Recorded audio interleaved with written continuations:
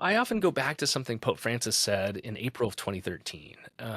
This was when he was newly elected Bishop of Rome, and the actual kind of cathedral of the Diocese of Rome is the Lateran Basilica. And so every new pope, they become pope the night of the conclave and all this. But then there's a formal kind of installation as the Bishop of Rome, as the Pope, right?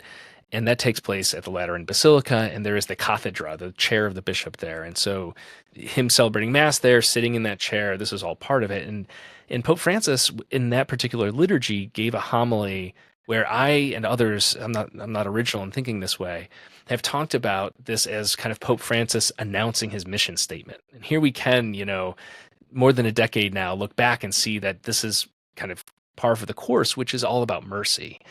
And what Pope Francis says in that homily has always stayed with me. I'm going to paraphrase it here is that he says, God doesn't actually want anything from you. God is already there. All God wants you to do is turn to God. I've always visualized this as like you're facing one direction and God is like literally standing behind you.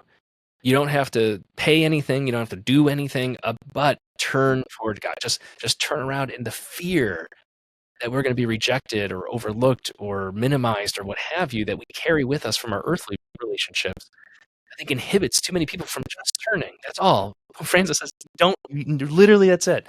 God will take care of the rest. And how few of us are able to turn around. I know I struggle with that, right? It goes back to the true self. It goes back to Francis of Assisi's notion of who we are before God. And so we're always in a process of becoming more who we are, or maybe to borrow that Mertonian language, maybe becoming less of who we are in that spirit of the false self.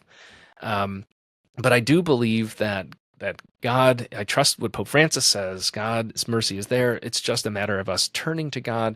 It's just a matter of us accepting that love, which to some people sounds, probably like, too theoretical or abstract or too, touchy feely or what have you.